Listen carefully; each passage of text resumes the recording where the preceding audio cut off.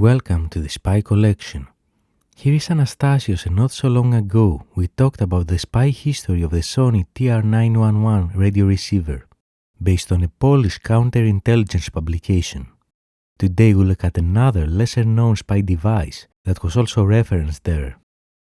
This, the British Psion Organiser that was introduced in 1984 as the world's first practical pocket computer.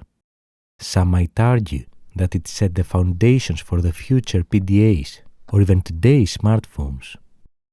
It's using an 8-bit Hitachi 6301 family processor at 900 kHz with 4 KB of read-only memory and 2 KB of RAM. It was only available for 2 years, 1984 to 1986, and it provided 3 main utilities: a clock with a calendar, a calculator, and a flat file database that most people were using to store contact information. Furthermore, it had 2 available slots here to install custom software.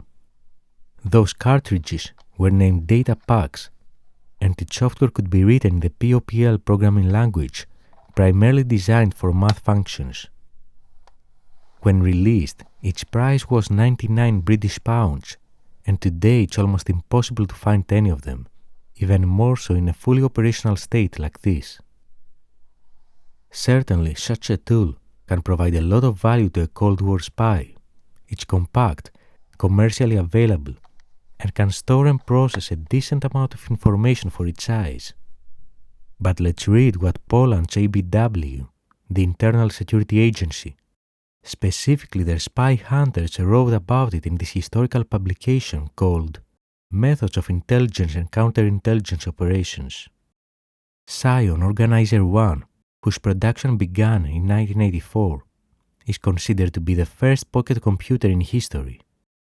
Its multifunctionality, organizer, calendar, calculator, and clock, with relatively small dimensions, 7.6 by 14 by 2.7 centimeters, made it an extremely innovative solution at the turn of the 1980s and 1990s. Psion Organiser 1 was also used in intelligence operations. After connecting modules with appropriate data to it, the device, equipped with special software, deciphered radio messages or encrypted intelligence reports sent to the headquarters using various methods of intelligence communication. So what ABW tells us was a very efficient and clever way to provide secure communications to agents and officers without a need for extensive training.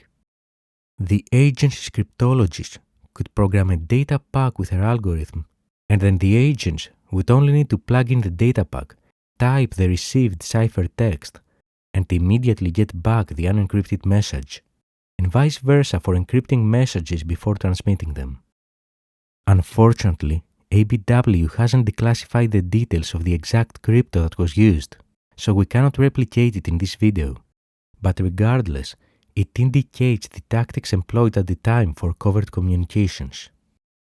This device, with its lesser-known spy history, shows us some of the earliest introductions of digital technology, and even more so, digital crypto capabilities, in the transitioning era from analog to digital.